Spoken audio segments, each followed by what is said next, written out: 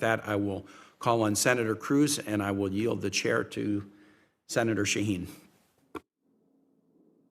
Thank you, Mr. Chairman. Welcome, everyone. Congratulations on your nominations. Ms. Lempert. I want to start by asking about the case of Ahlam Tamimi. As you know, she is an FBI most wanted terrorist. She helped mastermind a horrific attack in Israel in 2001. That attack injured over 100 people and killed 15, including 7 children and a pregnant woman. The pregnant woman was an American, Judith Greenbaum.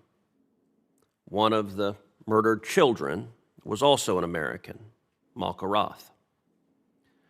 Jordan has for some time been harboring Tamimi and is refusing to extradite her to the United States. They say that our extradition treaty with them is not valid. 3 years ago, I questioned our ambassador to Jordan, Ambassador Worcester, about the United States' position on this issue, which he answered in testimony to this committee.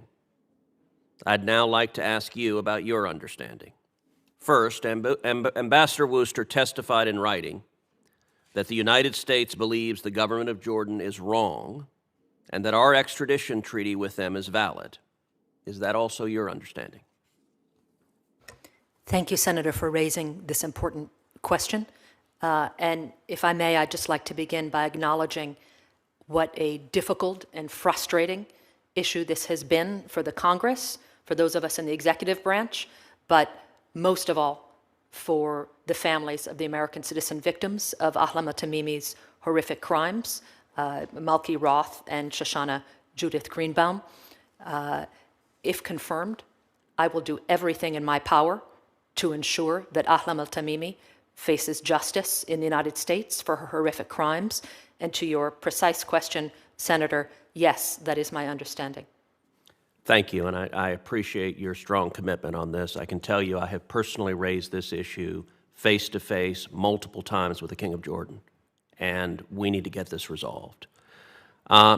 Second, Ambassador Worcester committed to me and to this committee in writing that he would explore all options, including and specifically including withholding military and economic assistance from the government of Jordan to secure Tamimi's extradition. I'd like to hear if you're willing to make the same commitment today.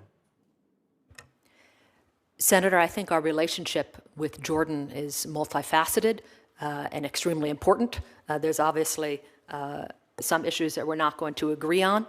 I think that what I can confirm to you is that I will do everything in my power to ensure that Ahlam Tamimi faces justice in the United States. As to the specifics of that, I would have to defer to my colleagues at the Department of Justice, as this is a law enforcement issue. And I'm willing to explore a variety of ways to continue this discussion with the Jordanians. Does that variety of ways include potentially withholding military and economic assistance? Senator, I think that that would need to be weighed very carefully against the range of issues and priorities that we have with the Jordanians before considering such a step, which I think would be profound. I would want to, if confirmed, get out there and try and work on this and see if we can make progress in other ways. Well, and let me be clear, I'm not asking you to commit today to withholding that aid. But your predecessor committed in writing that that was one of the options on the table to force Jordanian cooperation. And you said you want to consider it further and consider it with your colleagues. I'm going to ask you to do that and follow up to this hearing. I'm going to ask you in writing again the same questions I asked your predecessor, and I very much hope the answer is the same. We need to use every tool we have. And I have no desire to cut off aid to Jordan.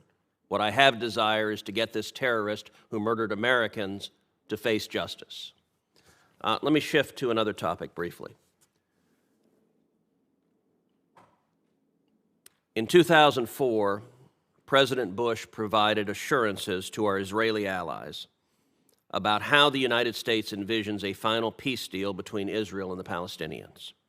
Specifically, the so-called Bush letters stated that Israel would not be expected to withdraw from all of its cities and towns in the West Bank. And I want to read you part of that assurance. Quote, "In light of new realities on the ground, including already existing major Israeli population centers, it is unrealistic to expect that the outcome of final status negotiations will be full and complete return to the armistice lines of 1949. Is it your understanding that these assurances are still the policy of the United States?" Senator, the president has been clear that as we pursue the goal of a two-state solution, that it would be along 1967 lines with mutually agreed swaps. So I believe that that speaks to exactly the question that you're raising. So is your answer yes? Yes. Okay, thank you. Hey, before you click on the next video, if y'all could do me a big favor and hit that like button. The algorithm loves it, and so do I, because it helps promote these videos and get the message out about what our government has been doing. Don't forget to hit that subscribe button and turn on your notifications, because every time I put out a video, you want to know about it, right? Thanks again, and have a good one. See you on the next one. Peace.